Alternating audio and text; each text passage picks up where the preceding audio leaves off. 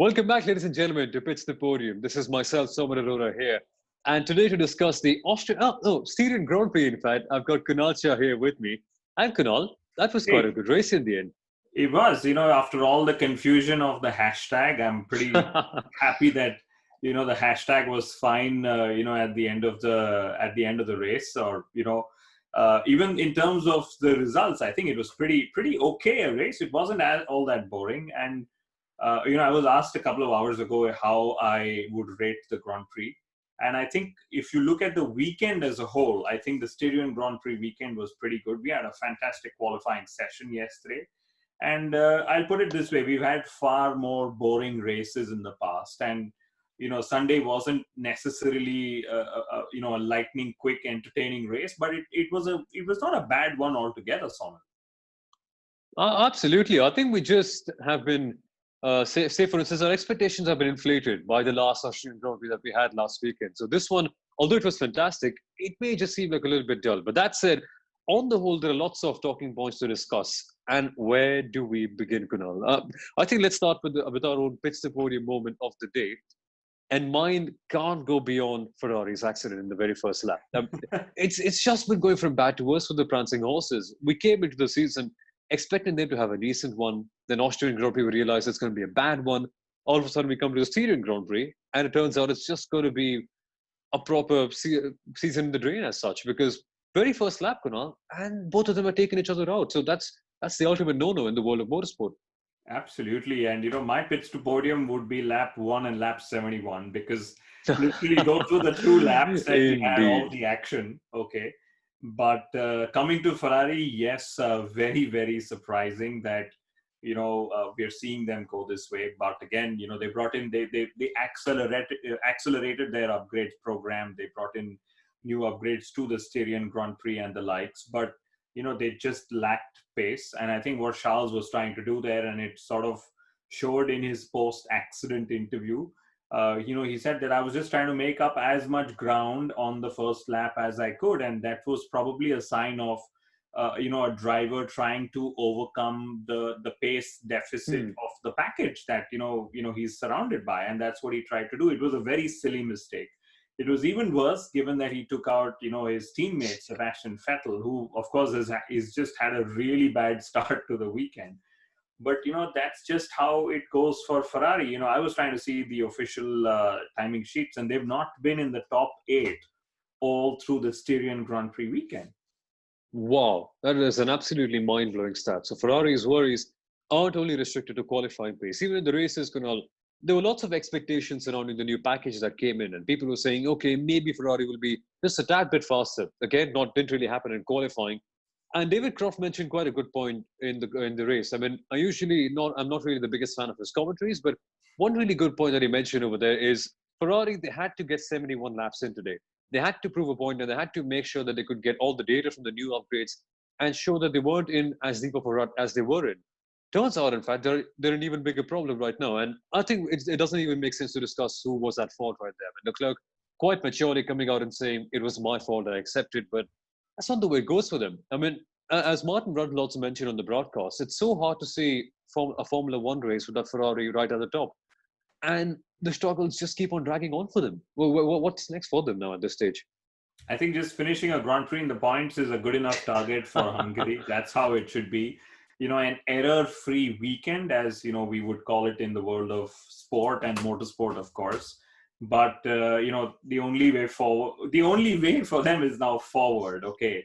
And let's hope that it really isn't a dogged season, as it has been in the first 2 rounds of 2020, because, the 1,000th Grand Prix is coming up for Ferrari at Mugello. It's been confirmed that it's going to be at their home race. And I hope they have some pace to show for their 1,000th Grand Prix start. It shouldn't be another shambolic, embarrassing experience for the Scuderia. Absolutely. I think the whole of this season just has been an embarrassment at this stage. But as you rightly mentioned, Kunal, the only way from here is going to be up.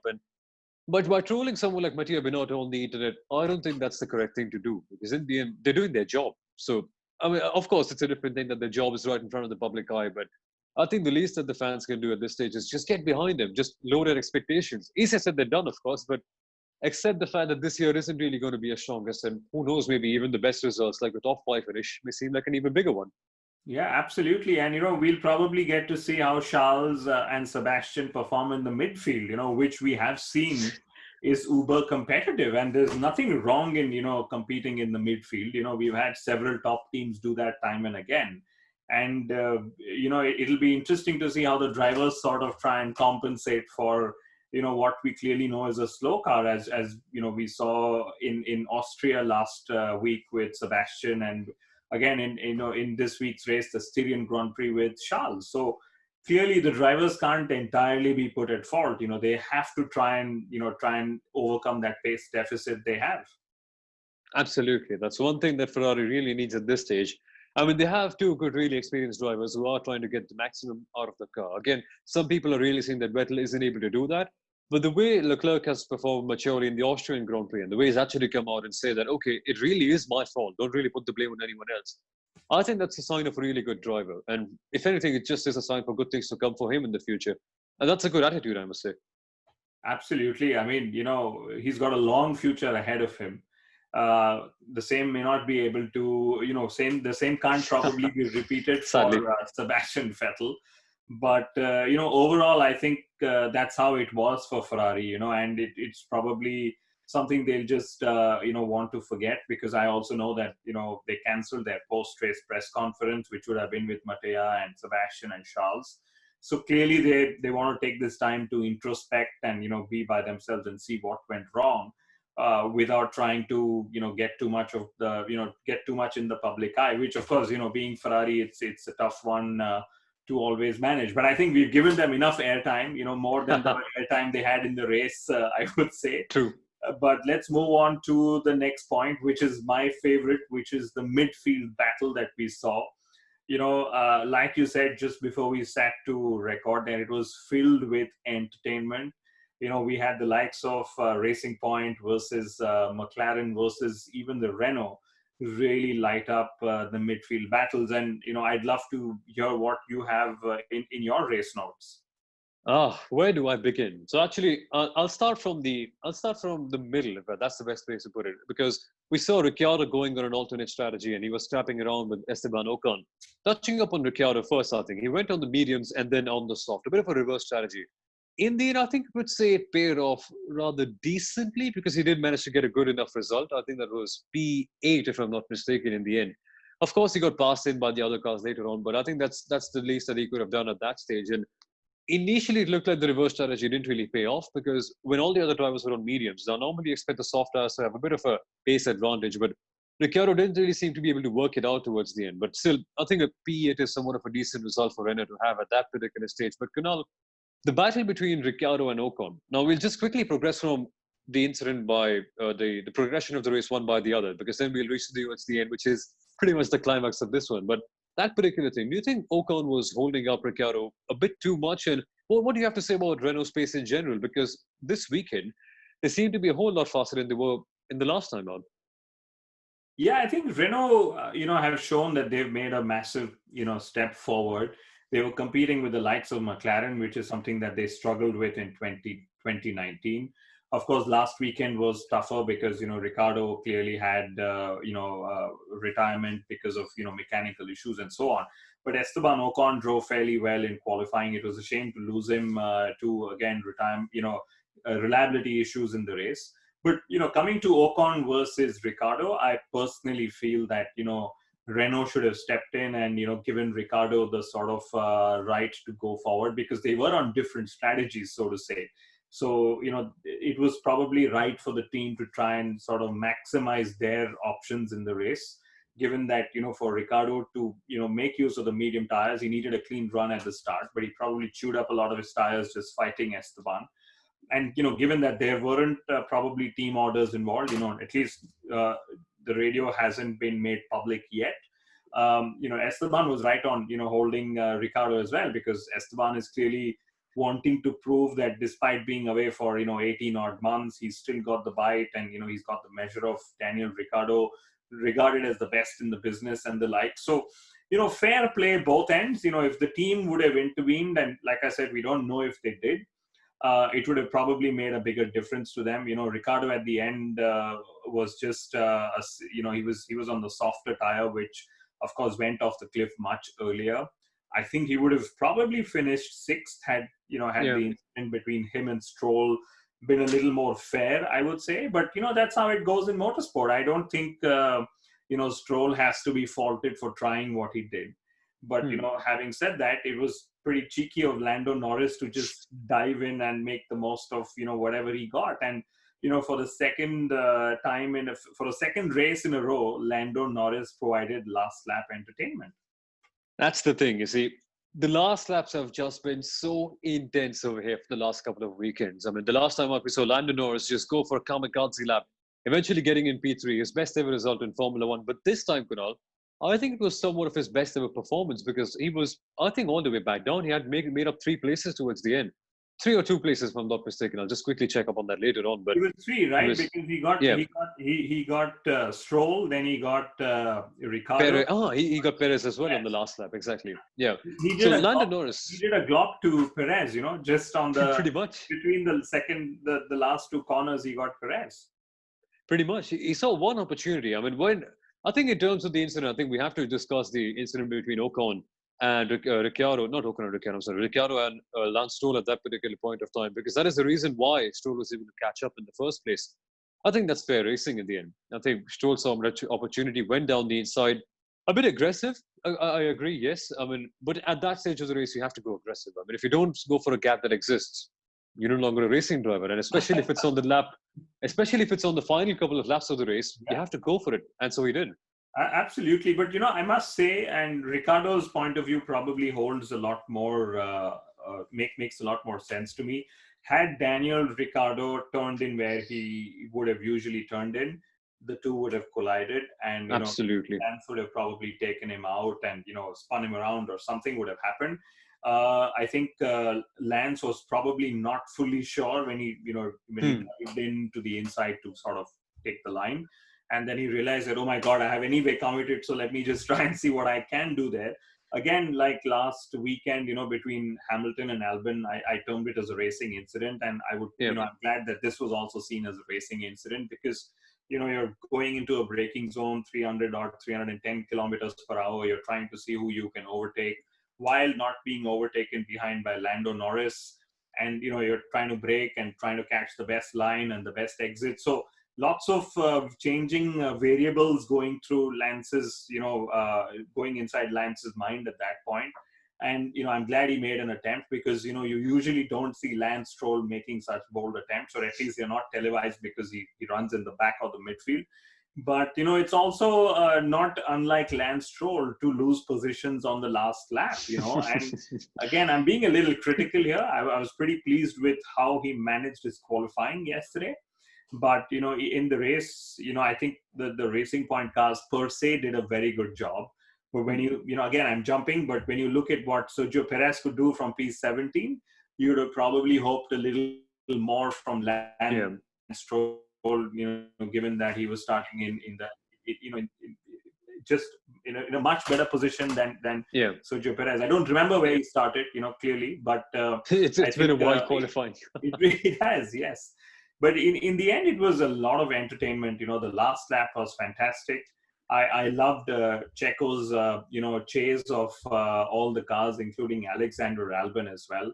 And I'd love to see what happens of Albon after today's race, because today's race was a little bit of a question mark on, what was happening.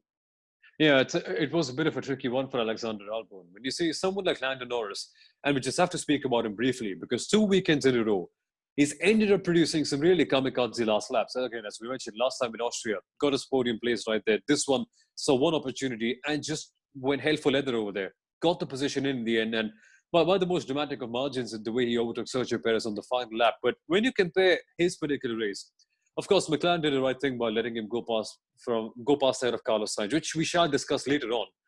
But him and Alex Albon, now I'd like to put them on an equal scale because McLaren are pushing for that number 3, number 4 spot at this stage. They are being fairly consistent and they have got the pace as well. So Red Bull, they are in one place with Max Verstappen, but Alex Albon just seems to be hindering them a little bit. Now, in terms of talent, I wouldn't rate Albon and Lando Norris any different to each other. They are coming up from pretty much the same generation of motorsport, similar breeds, similar types, similar driving styles as well in the end. I think very aggressive.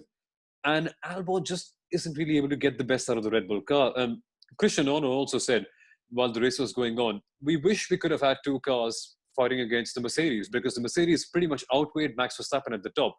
And that didn't really allow Red Bull to have the strategic leverage that Mercedes had. And in that particular case, you somewhat wonder, can Red Bull be stronger with this second car? Can someone like Alex Albon perform even better over here? Because when we had Daniel Ricciardo, that wasn't a worry. The worry back then was reliability because you had two A-listers. But Kunal, it all comes up to the same problem, right? When you've got two hot-headed, fierce characters in one team, you may get the best results possible on track, but they may just go head-to-head against each other a bit too much. But when you have a calmer character like Albon, the results aren't really flowing their way. Yeah, and I mean, personally, I thought Albon up until now held up pretty well against a Max Verstappen. But for example, today's race was one of those first times where you saw that he had a massive pace deficit, enough for, Red Bull to decide to pit Max Verstappen closer towards the end of the race and still come out, in third place. So definitely a question mark on Albon's performance today, especially, if you look back 7 days ago, he was suddenly the star of the race. So, sometimes you just have it good, you have it bad, but, in the Red Bull Junior Academy, you're not allowed to have too many bad days, as we all know. So I'm sure it's something that will weigh up on Alex's minds as well. But, that said, of course, two cars fighting gives you definitely a better leverage in terms of strategy. And that's something Red Bull will have in mind. So this is where the whole talk of could Vettel go back to Red Bull coming, Vettel being a stronger second driver and so on. I don't see You've opened the Pandora box, Kunal. You've opened the Pandora box now. In 2021, I think, he'll probably take a break and come back for 2022, if at all. And, if Red Bull are still struggling to find a second driver and so on. But, strategic leverage is extremely important. And, we saw at the end that Max ran out of, tire grip towards the end when Bottas came charging. But, one of the reasons why Red Bull actually tried to pit early was to try and force Mercedes onto an alternate strategy with Lewis Hamilton. And then with the hope that, a late race safety car or something would come up where they're, then they're, definitely able to go make a second stop and get fresher, softer rubber. So had there been a second Red Bull in the reckoning, maybe Mercedes would have acted differently as well. But, at the end of the day, I think we just have to give drivers time to settle down and absolutely and see how 2020 progresses for them. Absolutely. And again, let's put it rather simply forward. I mean, if you're fighting against someone with guns, you might actually have guns yourself, because you can't fight against someone with guns with a knife.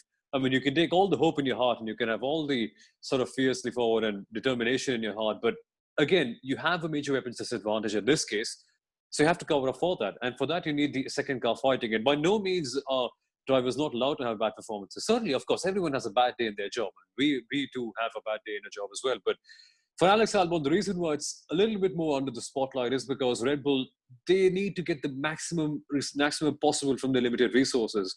Now, the resources aren't limited to their budgets at this stage, but their car. And they have the disadvantage in terms of their car with Mercedes. Now, for this to happen, someone like Albon needs to step up. So again, the pressure is really on him, but I think we can give him just one bad race here and now. And not even we, who are we to judge in the end? But I think something for him to work on in the end. But we must speak about the last lap again, Kunal, because say what you want, we eventually come back to Albon and the Red Bulls, because Perez versus Albon, that was one rather intense battle that we saw towards the end. And Sergio Perez, he was running quite a good race. And as you can see in the background back there, he at one stage had the McLarens right ahead of him. But in the end, that sort of faded away with the front wing damage. So do you think things could have been somewhat different? And what do you have to comment in general about the way Checo ran his race? I think Checo proved why he was the driver of the day. It was literally a Pits To Podium moment, if we were to think of it. Because I personally think he would have been a bit bummed after qualifying yesterday. We know Lance Stroll is a very good wet weather driver, and he showed his class, in qualifying. And Checo would have just been surprised that he got a Q1 exit. Okay, he blamed tire temperatures and not being able to get his tires in the working window and so on. But that's fine. But today he proved why he's such a brilliant racing car driver. He was able to chase the field without making mistakes. He went up against the likes of Ricciardo and the McLaren drivers, and he was really close to even getting Alexander Albon. And had that happened, it would have been a massive statement for Checo Perez to make, saying, guys, I'm a midfield driver, but I'm still pulling off all these awesome moves. And, of course, by the time he got to Albon, he had eaten up his tires. And, then again, it's a Red Bull. It's not and as easy to overtake a Red Bull compared to the others and the likes. But I think Checo had a fantastic, Sunday. I don't think he, of course, had a great Saturday. And Checo also proved in a way to Lance Stroll how he is still the boss when it comes to racing. Yeah.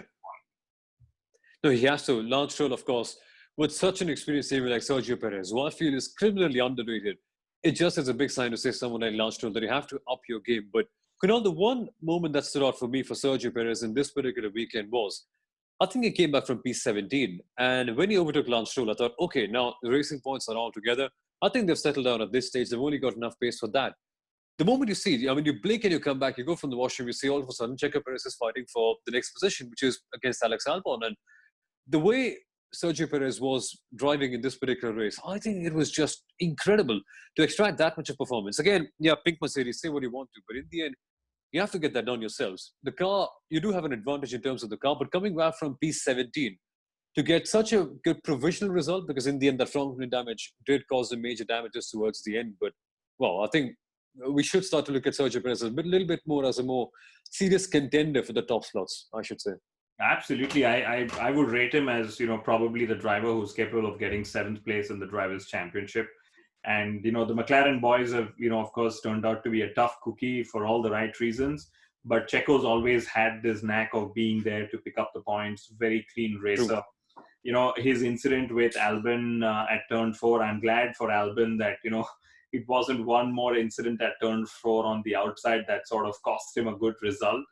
But, it was unfortunate that he had wing damage, but that's how it goes in motorsport. When you take these risks as you need to, there are certain times when it just doesn't work your way. And it just made for such an interesting last lap that, Lando Norris was suddenly just leaping 3 positions forward because, of greater pace that he had, and because of the fact that Checo, had his, front wing issues. I mean, I personally love to see the drag race, with Norris, Checo, Stroll, and Ricciardo. It was like 4 drivers just trying to get close to the line as they should.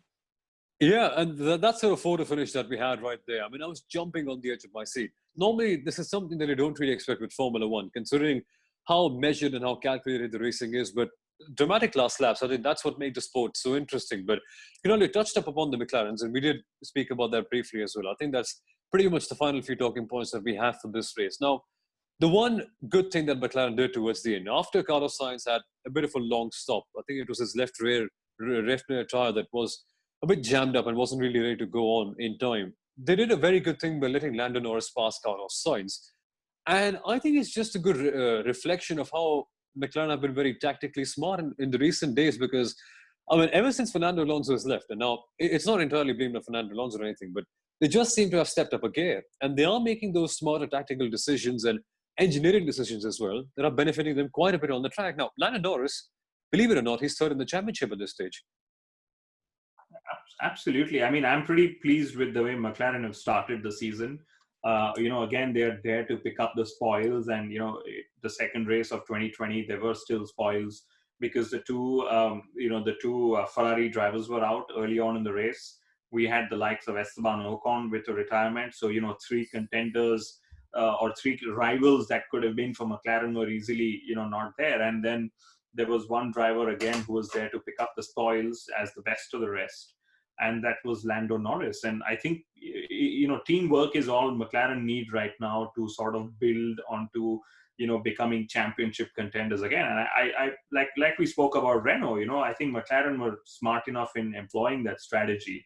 And, personally, I can imagine it's got nothing to do with the fact that, Sainz is going to Ferrari and Lando's going to stay. I'm sure they would have done the same thing. The drivers were, in different order in the race. They would have asked Norris to let Sainz go, as, they've done several times in the past.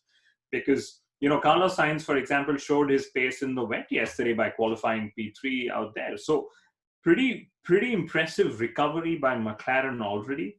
And I just can't really wait to see them, make the top 3 or top 4 category, in the world of Formula One. I mean, technically it isn't top 3 right now because Ferrari definitely don't belong there. Yeah. It's probably McLaren were trying to make an entry into top 3, I would say. Yeah, pretty much. It's Mercedes, then we've got Red Bull and somewhat Racing Point, and then the others and all. McLaren, of course, pushing for that mid group right there between Red Bull and Racing That's the Point. form factor that, a dry race. Yeah, pretty much. Absolutely. It was the Mercedes is the class of the field, okay? And then as always, Verstappen as the only contending challenger within Red Bull. And then there's everyone else, okay? And of course, Ferrari's stepped back for reasons we've all known and noticed now. But that's pretty much the form factor. And I'm glad that, Bottas finished second and he still has a 6 points advantage in the driver's championship. Let's see what he's able to make out of this, short season or, no longer, hopefully a short season. But all in all, a good couple of weekends in Austria for Formula One, I would say. Yeah, really fantastic. And just before we wrap up, Kunal, one point that we didn't really discuss before the race, but we really have to right now, was George Russell. Now, we all know in the end, he had a major first lap incident while he was racing with Kevin Magnussen, but it's such a heartwarming story to see Williams, who were literally 3 or 4 seconds behind all the other drivers, I think last season, to come back and qualify and be, 900ths of a second out of Q3. Wet conditions, indeed, that does change things up quite a bit. But to see a Williams car back there, it's such a heartwarming thing to see. And I think I can excuse George Russell as well, because he hasn't really raced side by side with anyone for almost a year at this stage. But what could have been? That's the question for them at this stage. Absolutely. I mean, George Russell is an upcoming talent. It's a matter of only when, he'll get into a faster car. It seems like he might have to be content with a third season at Williams. And if Williams is, sort of continuing their rate of development, it might not be a bad idea altogether. But that said, even Nicolas Latifi in the wet, his first wet qualifying session yesterday, he did a fairly decent job as well. So all in all, the youngsters in Formula One are doing fantastically well, just as, a 40-year-old is going to join in 2021 as well. Yeah, absolutely. And it's been actually quite a fun weekend overall. But Kunal, thank you so much for joining us, as always, here at Pits To Podium. Folks, I hope you enjoyed this particular race debrief. If you did, don't forget to like the video and leave a comment behind about what your thoughts were on the race. And also, if you really liked it, share it with your friends and family members and your fellow Formula One fans. We know that you've always got your Formula One community right behind you. So let your thoughts be known over there. And once again, Kunal, I have to say, it was really fun to have you over here on Pits To Podium, as always. And I think that was another fun chat that we had here. Likewise, it's a lot of fun. And I'm also glad we sort of simulcast this with the Inside Line F1 podcast. I haven't formally interviewed you on the podcast, but you've been there several episodes now. And I already have heard from listeners saying they love this form of content. So I'm pretty sure we're going to see all of you, and I'll see you, Soumil, at a video, in the next few days. Absolutely. Once again, folks, have a great time and see you once again on Pits To Podium and also the Inside Line F1 podcast. See you, folks. Bye-bye. Bye-bye.